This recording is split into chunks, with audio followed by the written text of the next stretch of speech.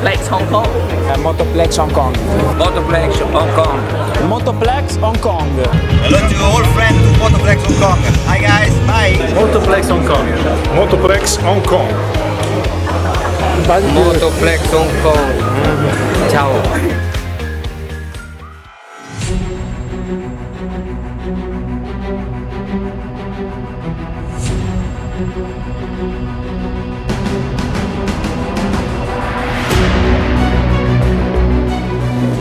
今日非常之興奮，就嚟到呢個世界著名嘅 Mugello 賽車場，係試呢一部全新嘅 RSV4 Factory。Use proper bike, then you can use on the track, and also for sure on the street is legal.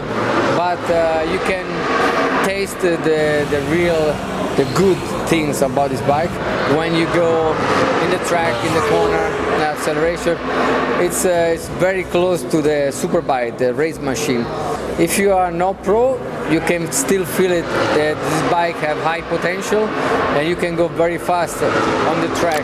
Compared to superbike is similar. The power and also the erogation of the engine. The turn is similar. It's very simple bike to ride, and also if you are not a professional rider or a normal rider, you can make happy because it's simply and smooth. So at the beginning when you touch the gas, the bike immediately give the power, but in smooth.